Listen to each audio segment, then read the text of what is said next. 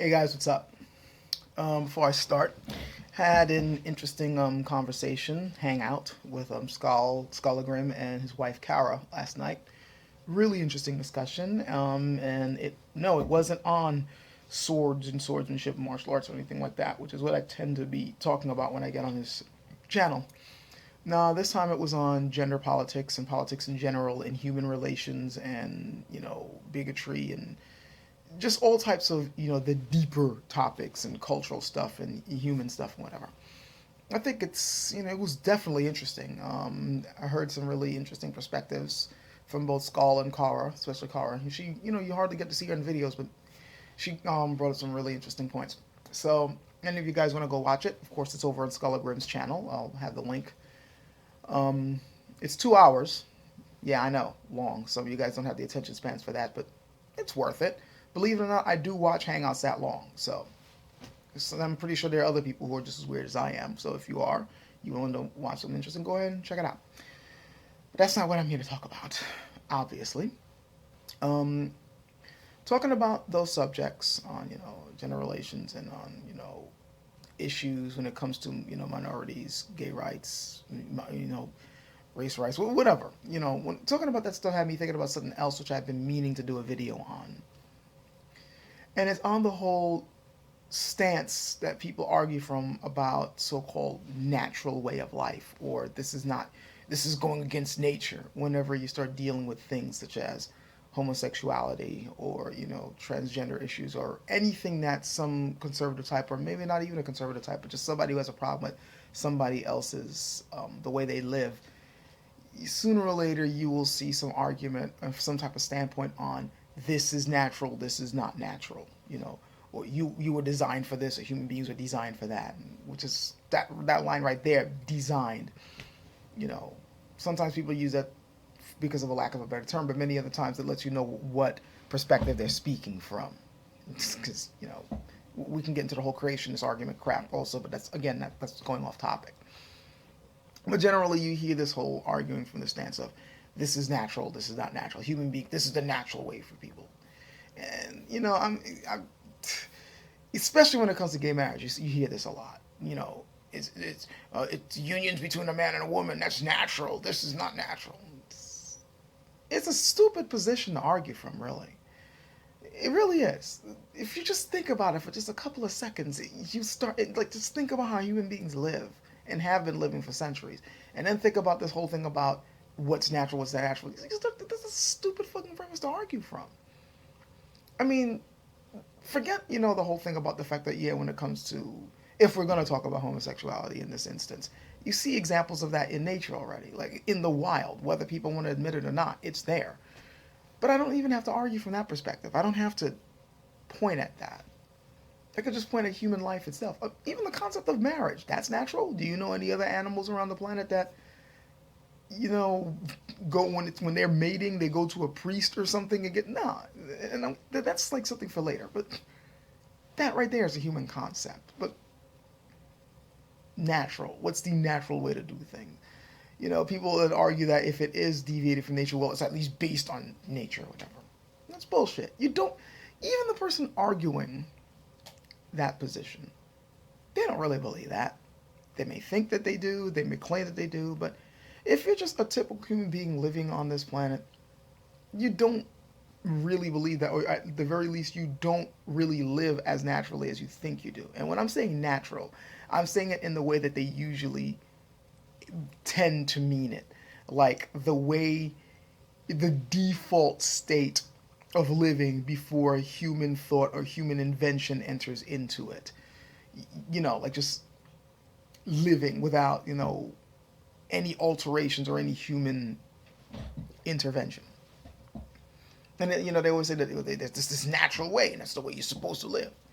Really, I know you don't believe that, because you do cook, don't you? You have cooked in the past, right? How natural is that if we're going to be talking about living default? Every other animal on the planet, when it's time for them to eat, they don't break out the pots and pans and get stuff on the stove and, get things rolling. Let's start cooking up ourselves a meal. You don't see lions out in the savannah getting ready to start up a barbecue when they bring down that gazelle. Now they just eat it right off the bone, raw. There's no preparation. There are no herbs and spices. There's no secret sauces that they need. They just go out and straight up eat it raw. As is, right there. Vegetarian, same thing. Just pluck it right off the branch, right, right off the tree, right off the bush, whatever they eat. It's right there. You catch it, you eat it, or you just graze on it, whatever. There's no preparation. Human beings, on the other hand, yeah, we're the ones who break out the pots and pans and start cooking this and baking that and secret recipe this and okay, I'm preparing these special spices and all that. We don't. I mean, yeah, we do eat things raw, and if you want to talk about natural, I mean, there's a whole movement about eating raw foods because that's a more natural way for our bodies to sustain itself. Straight up raw foods, raw vegetables, seeds, and certain meats. Even meats, in throughout history, we've eaten raw. Fish, and to this day, people are eating it that way. Beef these days is considered kind of unsafe for good reason, but still, there are people who will eat their beef, rare or medium rare, just lightly grazing. It's still kind of cooking though, and we do prepare foods, and we have a reason that we prepare these foods. Things like grains, it's kind of hard to consume them raw. To make them more palpable and to make them more digestible, we boil them, we cook them, we make it softer for our teeth to deal with and for our digestive systems to be able to break down. Meats, we tend to cook those because, we're worried about the buildup of certain bacteria that might be on there that might harm us. You cook it, you kill it. And at the same time, you're also kind of breaking down the meat to make it, again, easier to digest. It is a process that has a reason for it. But natural, as like a default thing to do what you're designed for, no. And again, I use design, loosely here. Natural. I mean, just seriously.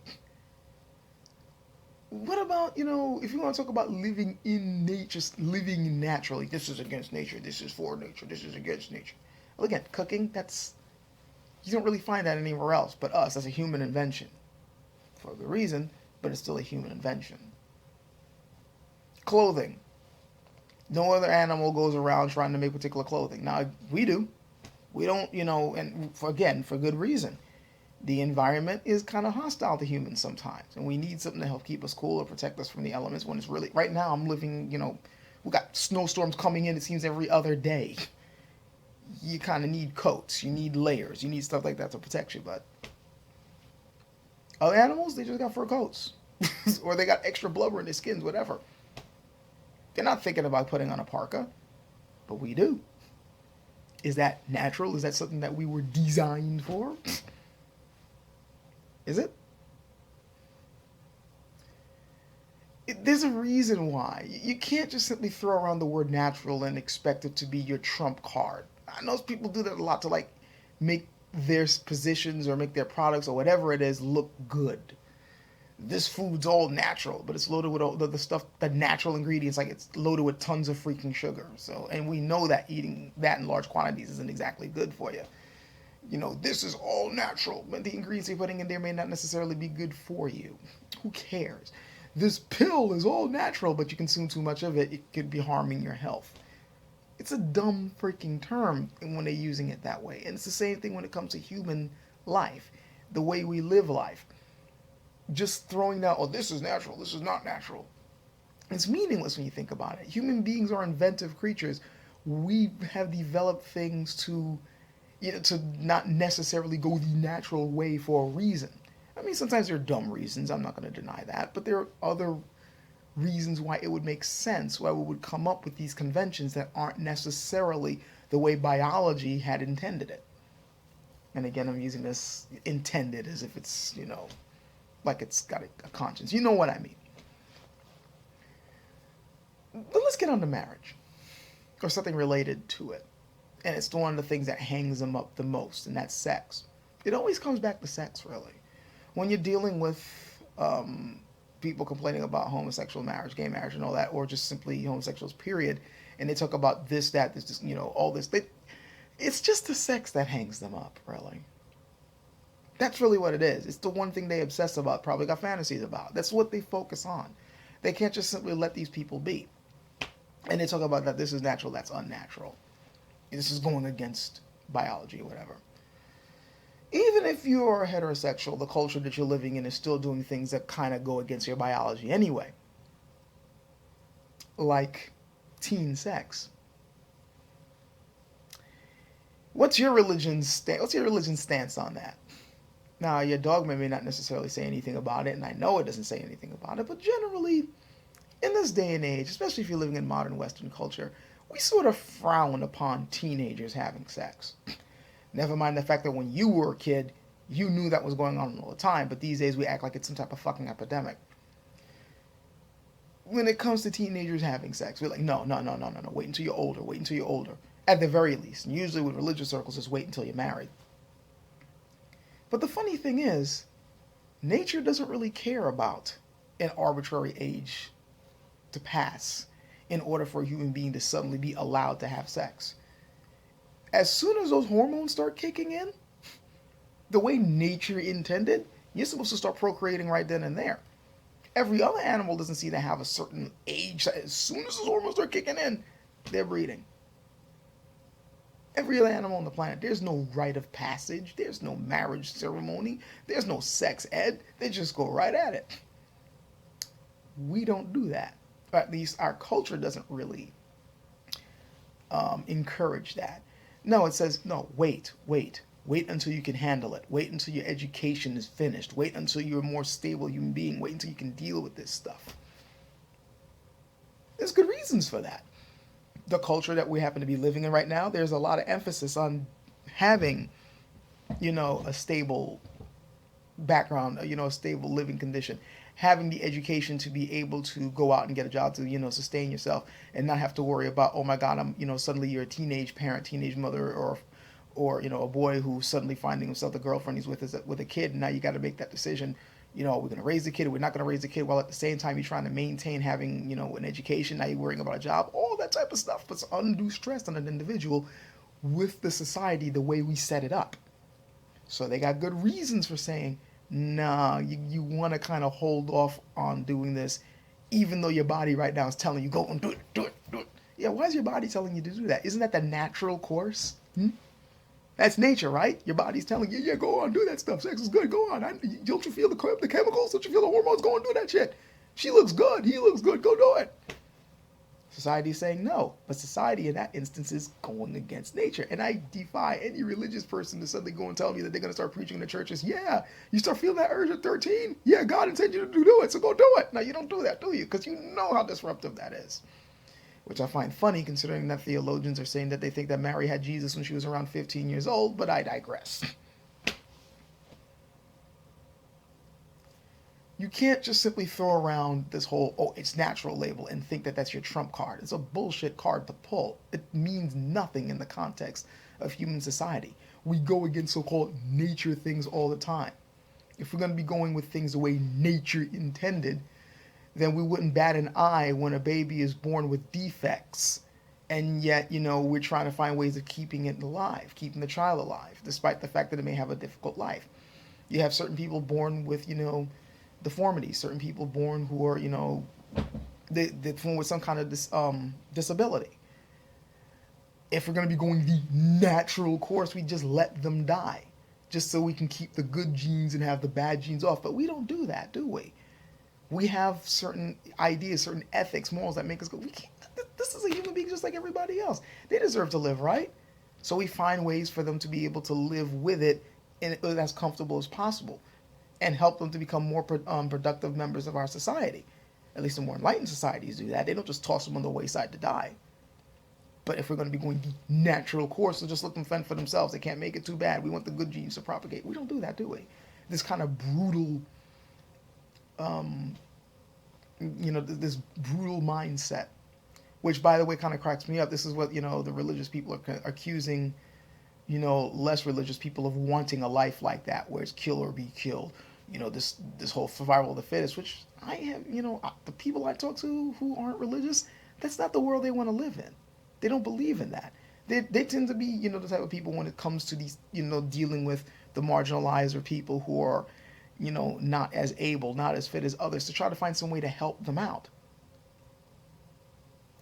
Now, one could argue that that in itself is something that's human, because again, human beings are asocial We social animals. We try to pull from one another. And maybe this is an aspect of that, even though the human being we're dealing with isn't necessarily able in terms of, physical ability or even mental ability. This is still a human being. They deserve to live. And so we will go against what nature intended in order to help this person have a better life. And maybe that in itself is an aspect of our nature. Compassion. That's an aspect of natural living that I would like to see more argued for, instead of arguing about, oh, these two people can't go together, that's not natural. Fuck you. There's a whole lot of things about our biologies that we go against all the freaking time because they tend to be inconvenient or they'll be detrimental for us in the long run. We do it all the freaking time. If it has to do with somebody's well-being, we will and we have gone against what we may have been quote unquote designed for, or what the biological makeup that we have seems to be pushing us towards. We'll go against it sometimes, usually for good reasons. So to make this, that's natural, that's not natural, that's a simpleton's argument. And only a simpleton should fall for it. Just meditate on human society and how we've developed over the years, and you realize that argument really doesn't have nearly as much weight as the person making it thinks it does. Doesn't. Rambled on that long enough. Catch you guys later.